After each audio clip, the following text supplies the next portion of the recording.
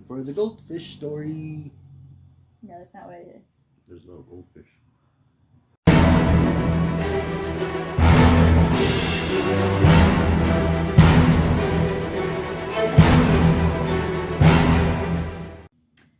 Hello, and welcome back to another episode of Chapter Reactions with your favorite Elvish author, Christine E. Schulze, also known as Moi, author of young adult fantasy and children's books. And what we do here on Chapter Reactions is we read a few chapters from a book that usually we've never read before to help us discover new things that we want to read, but also especially to help you guys discover something new that you may want to read. Maybe you've seen this book before, maybe you haven't. Maybe you're not sure if you want to read it, but maybe listening to part of it will kind of help you determine if it's something new that you might want to check out. And today, we are going to be reading a selection from Out of My Mind by Sharon M. Draper.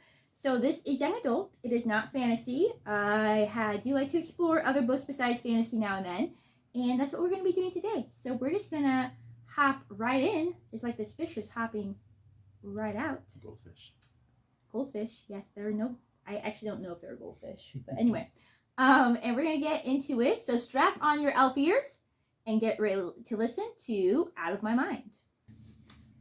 Okay, so these chapters are short, so as opposed to reading the first one or two chapters, we'll probably read several. So let's just start with chapter 1. Words. I am surrounded by thousands of words, maybe millions. Cathedral, mayonnaise, pomegranate, Mississippi, Neapolitan, hippopotamus, silky, terrifying, iridescent, tickle, sneeze, wish, worry. Words have always swirled around me like snowflakes, each one delicate and different, each one melting untouched in my hands.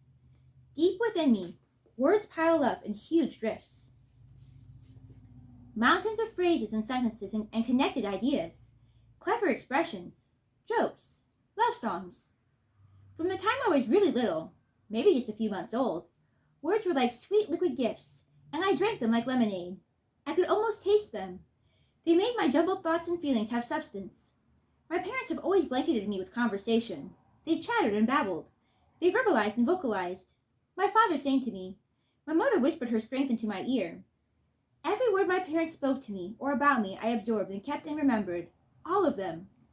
I have no idea how I untangled the complicated process of words and thought, but it happened quickly and naturally.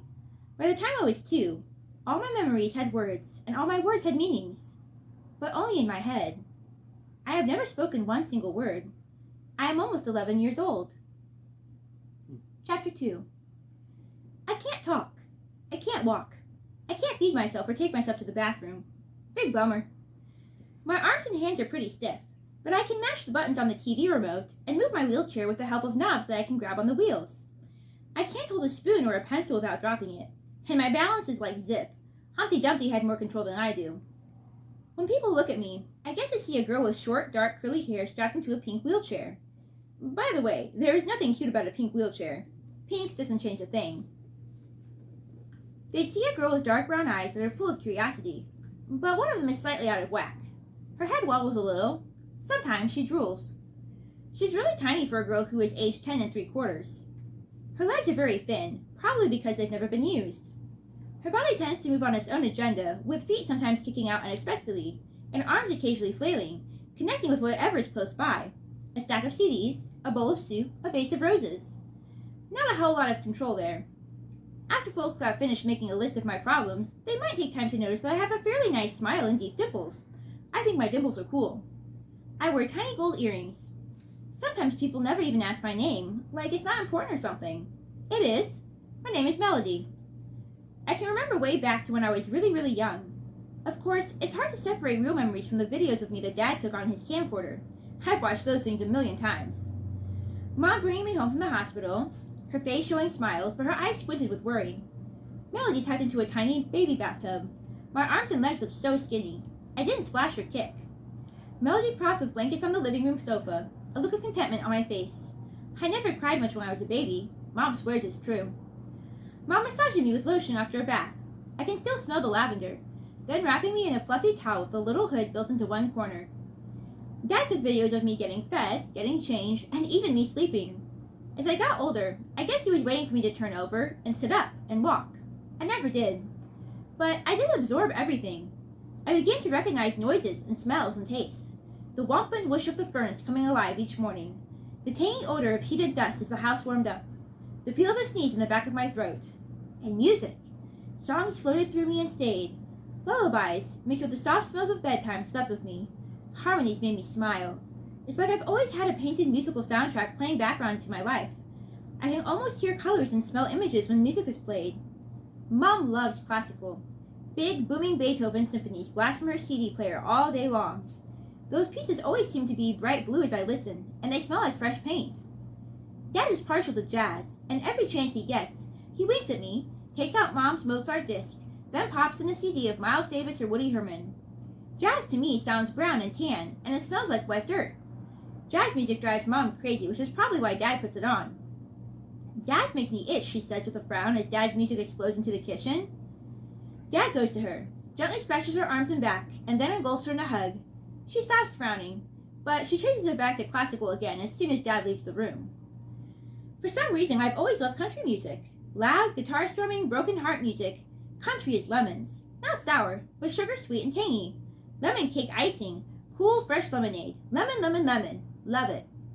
When I was really little, I remember sitting in our kitchen, being fed breakfast by Mom, and a song came on the radio that made me screech with joy. So I'm singing Elvira, Elvira. My heart's on fire, Elvira. Giddy up, papa, mau, mau. Giddy up, papa, mau, mau. Hi-ho, silver away. How did I already know the words and rhythms to that song? I have no idea. It must have seeped into my memory somehow, maybe from a radio or TV program. Anyway, I almost fell out of my chair. I scratched my face and jerked and twitched as I tried to point to the radio. I wanted to hear the song again, but Mom just looked at me like I was nuts. How could she understand that I loved the song Elvira by the Oak Ridge Boys when I barely understood it myself? I had no way to explain how I could smell freshly sliced lemons and see citrus tone musical notes in my mind as it played. If I had a paintbrush, wow, what a painting that would be. But Mom just shook her head and kept on spitting applesauce into my mouth. There's so much my mother doesn't know. I suppose it's a good thing to be unable to forget anything, being able to keep every instant of my life crammed inside my head. But it's also very frustrating. I can't share any of it, and none of it ever goes away. I remember stupid stuff, like the feel of a lump of oatmeal stuck to the roof of my mouth, or the taste of toothpaste not rinsed off my teeth. The smell of early morning coffee is a permanent memory, mixed up with the smell of bacon and the background yakking of the morning news people. Mostly, though, I remember words. Very early, I figured out there are millions of words in the world. Everyone around me was able to bring them out with no effort. The salespeople on television, buy one and get two free for a limited time only. The mailman who came to the door, morning, Mrs. Brooks, how's the baby? The choir at church, hallelujah, hallelujah, amen. The checkout clerk at the grocery store, thanks for shopping with us today. Everybody uses words to express themselves, except me, and I bet most people don't realize the power of words, but I do. Thoughts need words, words need a voice. I love the smell of my mother's hair after she washes it. I love the feel of the scratchy stubble on my father's face before he shaves, but I've never been able to tell them. Chapter 3. I guess I figured out I was different a little at a time. Since I never had trouble thinking or remembering, it actually sort of surprised me that I couldn't do stuff, and it made me angry. My father brought home a small stuffed cat for me when I was really little, less than a year old, I'm sure. It was white and soft and just the right size for chubby baby fingers to pick up. I was sitting in one of those baby carriers on the floor, strapped in and safe as I checked out my world of green shag carpet and matching sofa. Mom placed the toy cat in my hands, and I smiled. Here, Melody, Daddy brought you a play pretty, she cooed in that high-pitched voice that adults use with children. Now, what's a play pretty? As if it's not hard enough figuring out real stuff, I have to figure out the meanings of made-up words. But I love the soft coolness of the little cat's fur. Then it fell on the floor. Dad placed it in my hands the second time. I really wanted to hold it and hug it, but it fell on the floor once more. I remember I got mad and started to cry. Try again, sweetie, Dad said, sadness decorating the edges of his words. You can do it. My parents placed the cat in my hands again and again, but every single time my little fingers could not hold it, and it tumbled back down to the carpet. I did my own share of tumbling onto that rug. I guess that's why I remember it so well. It was green and ugly when you looked at it up close. I think shag carpeting was outdated even before I was born. I had lots of chances to figure out how the threads of a rug are woven as I lay there waiting for someone to pick me up. I couldn't roll over, so it was just an irritated me, the shag rug, and the smell of spilled sour soy milk in my face until I got rescued. My parents would prop me up on the floor with pillows on either side of me when I wasn't in the baby seat, but I'd see a sunbeam coming through the window, turn my head to watch the little dustings that floated in it, and bam, I'd be face first on the floor. I'd shriek. One of them would pick me up, quiet me, and try to balance me better within the cushions. Still, I'd fall again in a few minutes. But then Dad would do something funny, like try to jump like the frog we were watching on Sesame Street, and it would make me giggle. And I'd fall over again. I didn't want to fall or even mean to. I couldn't help it. I had no balance at all. None. I didn't understand at the time, but my father did. He would sigh and pull me up into his lap. He would hug me close and hold up the little cat, or whatever toy I seemed to be interested in, so I could touch it. Even though he sometimes made up his own vocabulary, Dad never spoke baby talk to me like my mother did. He always spoke to me as if he were talking to a grown-up, using real words and assuming I would understand him. He was right. Your life is not going to be easy, little Melody, he'd say quietly. If I could switch places with you, I'd do it in a heartbeat. You know that, don't you? I just blinked, but I got what he meant. Sometimes his face would be wet with tears. He'd take me outside at night and whisper in my ear about the stars and the moon and the night wind. The stars up there are putting on a show just for you, kid, he'd say. Look at that amazing display of sparkle. And feel that wind? It's trying to tickle your toes. And during the day, he would sometimes take off all the blankets that my mother insisted I be wrapped in, and let me feel the warmth of the sun on my face and legs. He had placed a bird feeder on our porch, and we would sit there together as the birds darted in, picking up seeds one at a time. That red one is a cardinal, he'd tell me, and that one over there is a blue jay. They don't like each other much. And he'd chuckle. What Dad did most was sing to me. He has a clear voice that seems made for songs like Yesterday and I Want to Hold Your Hand. Dad loves the Beatles. No, there's no figuring out parents and why they like stuff. I've always had very good hearing. I remember listening to the sound of my father's car as he drove up our street, pulled into the driveway, and rustled in his pocket to find his house keys. He tossed them on the bottom step. Then I'd hear the sound of the refrigerator door open, twice. The first time, he'd get something cold to drink. The second time, he searched for a huge hunk of Munster cheese. Dad loves cheese. It doesn't agree with his digestive system very well, though. Dad also has the loudest, stinkiest farts in creation. I don't know how he manages to control them at work, or even if he does. But when he'd get home, he'd let them loose. They'd start as he walked up the stairs. Step, fart, step, fart, step, fart. I'd be laughing by the time he got to my room, and he'd lean over my bed and kiss me. His breath always smelled like peppermints. When he could, Dad read to me. Even though I know he had to be tired, he would smile, pick out a book or two, and I'd get to go to Where the Wild Things Are, or Where the Cat in the Hat Was Making a Mess. I probably knew the words by heart before he did. Good Night Moon, Make Way for Ducklings, dozens more. The words to every single book my father ever read to me are forever tucked inside. Here's the thing. I'm ridiculously smart, and I'm pretty sure I have a photographic memory. It's like I have a camera in my head, and if I see or hear something, I click it, and it stays. I saw a special on PBS once on children who were geniuses. These kids could remember complicated strands of numbers and recall words and pictures in correct sequence and quote long passages of poetry. So can I. I remember the toll-free number from every infomercial, and the mailing addresses and websites too. If I ever need a new set of knives or the perfect exercise machine, I've got that information on file. I know the names of the actors and actresses of all the shows, what time each program comes on, which channel, and which shows are repeats. I even remember the dialogue from each show and the commercials in between. Sometimes, I wish I had a delete button in my head. I have a television remote control clicker attached to my wheelchair, very close to my right hand. On the left side, I have a remote for the radio. I have enough control in my fist and thumbs to push the buttons so I can change the station, and I'm really glad of that. 24 hours of big-time wrestling or the home shopping station can drive a person nuts. I can adjust the volume and even play DVDs if someone has popped one in the player for me. Lots of times I watch Dad's old videos of me. But I also like the cable channels that talk about stuff like kings and the kingdoms they conquered or doctors and the diseases they cured. I've seen specials on volcanoes, shark attacks, dogs born with 2 heads, and the mummies of Egypt. I remember them all, word for word. Not that it does me a lot of good. Nobody knows it's there but me. Not even my mother, although she has this mom sense that knows I understand stuff. But even that has limits. Nobody gets it. Nobody. Drives me crazy. So every once in a while, I really lose control. I mean, really. My arms and legs get all tight and lash out like tree limbs in a storm. Even my face draws up. I sometimes can't breathe real well when this happens, but I have to because I need to screech and scream and jerk. They're not seizures. Those are medical and make you go to sleep. These things, I call them my tornado explosions, are pieces of me. All the stuff that does not work gets balled up and hyped up. I can't stop, even though I want to, even though I know I'm freaking people out. I lose myself. It can get kind of ugly. Once, when I was about 4, Mom and I were in one of those superstores that sells everything from milk to sofas. I was still small enough to fit in the child seat in the front of the cart. Mom always came prepared and stuffed pillows on each side of me so I wouldn't tilt. Everything was fine. She tossed toilet paper and mouthwash and detergent into the cart, and I looked around, enjoying the ride. Then, in the toy section, I saw them. Brightly colored packages of plastic blocks. Just that morning I had seen a warning on television about that toy. They were being recalled because the blocks had been painted with lead paint. Several children had already been hospitalized with lead poisoning, the report had said. But there they were, still on the shelf. I pointed to them. Mom said, "No, sweetie, you don't need those. You have enough toys." I pointed again and screeched. I kicked my feet.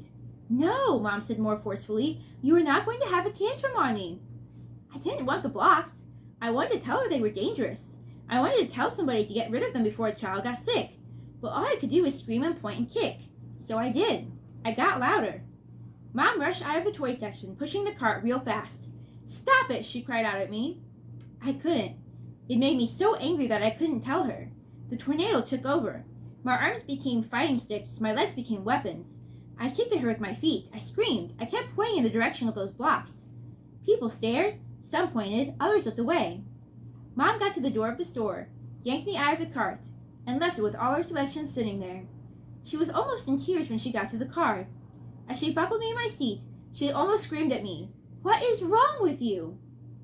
Well, she knew the answer to that one, but she knew that was not my usual behavior. I gulped, sniffed, and finally calmed down. I hope the people at the store watched the news. When we got home, she called the doctor and told him about my crazy behavior. He sent a prescription for a sedative, but Mom didn't give it to me. The crisis was over by then. I don't think Mom ever figured out what I was trying to say that day. And that is the end of our selection from Out of My Mind, thoughts, comments, etc. It's very interesting. I really like the way she sees music. Yeah. Like country music being lemony. Yeah. You know what it's called, right? I do not. Synesthesia? Have you heard of synesthesia? I have. Where people, some people, you know, they just have this phenomenon where if, for example, like her, if they hear something, they also smell it at the same time. You know, they might smell music or they might taste music. If they see, let's see, what's a good example? Maybe if they're eating, they might see a color. So it's kind of like this weird, I don't want to say too much because I'm not an expert on it, but it's kind of like this really weird in a fascinating way, interesting thing where like the senses are kind of combined in a way, you know, they see sounds or they taste sounds or they smell sights or whatever. So yeah, so that's pretty cool that she seems to not only have a photographic